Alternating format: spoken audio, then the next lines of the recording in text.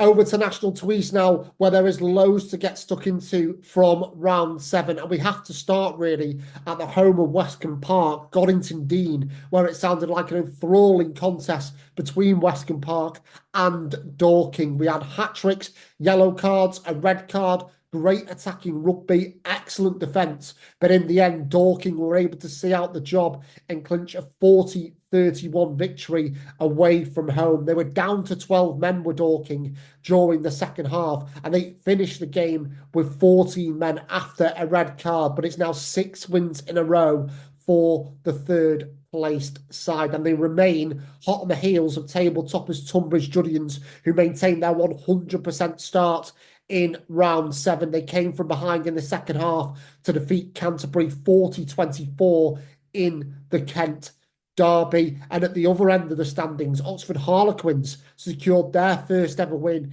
in National League Rugby. James Roberts helping himself to 4 tries to see off Colchester 48-22. Another frustrating afternoon for Colchester, who are yet again very much in the contest in this one. But they do remain at the foot of the National 2 East table, with Sevenoaks and Worthing also still without a win. It could have been different for Sevenoaks, though. They lost 26-20 away at Henley in round 7. They scored 4 tries but couldn't add the extras to any of them, but certainly steps forward for Adam Bowman's side. At the Summit, no change in the top 3, but Barnes are up to 4th after shrugging off Havant 33-21 last time out. So into the fixtures then, and we'll stick with Barnes, who take on Canterbury this weekend, with the hosts having won their last 8 matches at the Marine Travel Ground, and the last team to beat them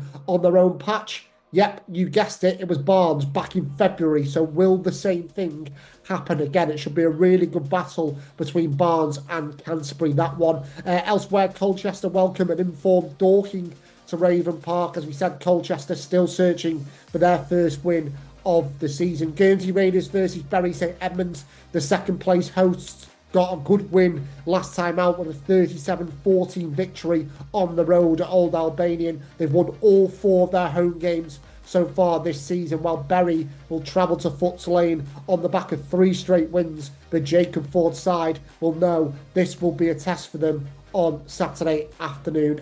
Old Albanian boss James Osborne will be hoping his side can react immediately from that loss against Guernsey last weekend, when they take on a Havant side who have really challenged some of the teams currently in the top half in recent weeks. But can they turn those kind of narrow scorelines they have been on the wrong end of into a positive result on Saturday against Old Albanian? Sevenoaks versus Oxford Harlequins, feels like a really big game, doesn't it? Sevenoaks showing signs that a win might not be too far away. As for Oxford Harlequins, they can build on last week against Colchester, especially as they face Sevenoaks this week and then play 12th placed Worthing immediately after the rest week on November the 9th. So it does feel like a really important slot in the season for Pete Davies' side. It's another local rivalry next up. The table toppers Tunbridge Judians with 7th place Westcombe Park taking the short trip down the A21 to the Slade. And finally, Worthing take on Henley. The Hawks indebted to the boot of fly-half Max Titchener last week, as his 16 points helped them to victory over Sevenoaks. As for Worthing, they picked up 4 bonus points from their last 2 games, but they will now want to turn that into a first win of the campaign.